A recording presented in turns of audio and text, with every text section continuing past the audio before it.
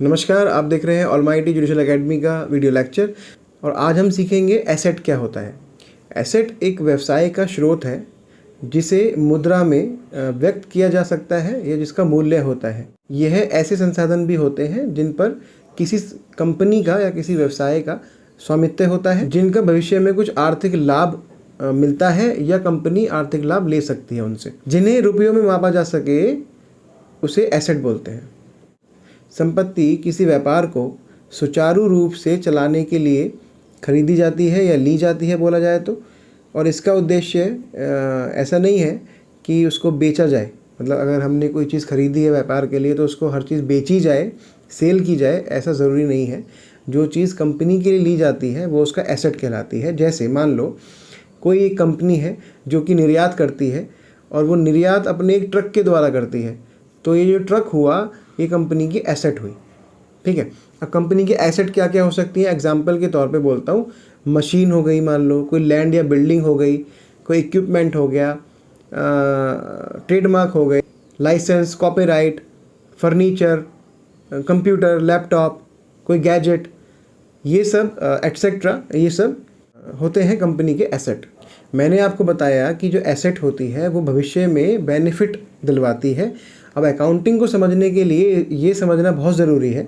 लेखांकन करते समय दो शब्दों का प्रयोग बार बार होता है, एक एसेट, दूसरा एक्सपेंसेस। अधिकतर लोग इनका सही उपयोग करने में कंफ्यूज हो जाते हैं और गलती कर बैठते हैं।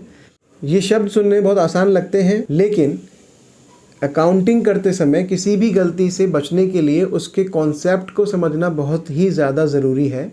तो इसको हम समझते हैं कुछ उदाहरण के साथ। तो एग्जाम्पल 1, मान लेते हैं कोई कंपनी है ABC और उसमें कोई मिस्टर गुप्ता काम करते हैं जो कि 1 अप्रैल से 30 अप्रैल तक, मतलब 1 अप्रैल 2021 से 30 अप्रैल 2021 तक काम करते हैं पूरा। उसके बाद महीने के अंत में उनकी सैलरी दी जाती है कंपनी के द्वारा 25,000 रुपये। अब ध्यान देने के लिए बात यह है कि मैंने बोला कि महीने के अंत में दी जाती है सैलरी। ठीक है, अब पता ये करना है कि जो सैलरी दी गई, वैसे सैलरी जो 25,000 रुपये कैश हुए, ये एक एसेट है कंपनी के लिए, महीने के अंत में दी गई है।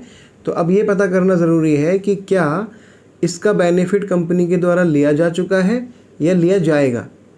तो अगर आपसे पूछा जाए ये बात कि ये कंपनी बेनिफिट अभी लिया जाएगा या ले चुकी है, तो आपका जवाब होगा कि लिया जा चुका है, क्योंकि 1 अप्रैल से 30 अप्रैल तक मिस्टर गुप्ता से कंपनी ने काम करवाया है।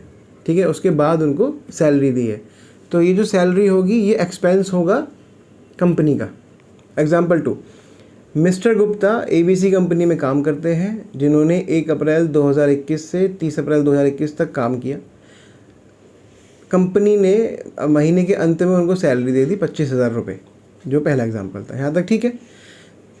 इसमें एक नया चीज़ जोड़ते हैं कि मान लो मिस्टर गुप्ता ने मई के पैसे एडवांस मांग ली कंपनी से। कोई उन्हें नीड हुई, सडन कोई नीड आई जिसके लिए उन्होंने 25,000 रुपये जो उन्हें मई के लास्ट में मिलते वो उन्होंने एडवांस मांगे कंपनी से और कंपनी ने उन्हें दे दिए। अब कंपनी ने उन्हें 25,000 रुपये अप्रैल का जो सैलरी है वो दी और मई का 25,000 रुपये एडवांस दे दिया। टोटल जो कंपनी की एसेट थी वो 50,000 रुपये हो गई।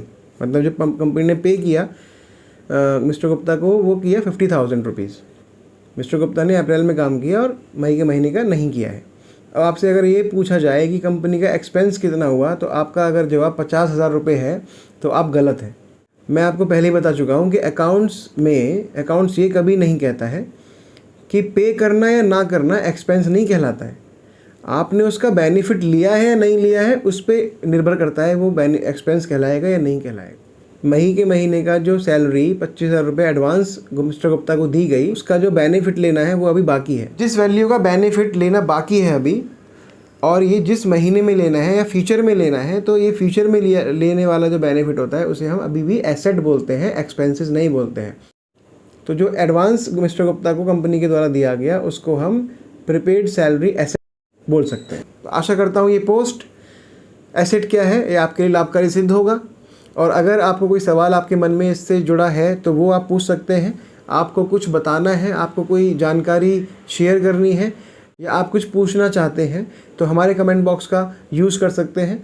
आपका स्वागत है। और ये पोस्ट कैसा लगा आप ये भी बता सकते हैं कमेंट के द्वारा। Thank you so much, have a nice day.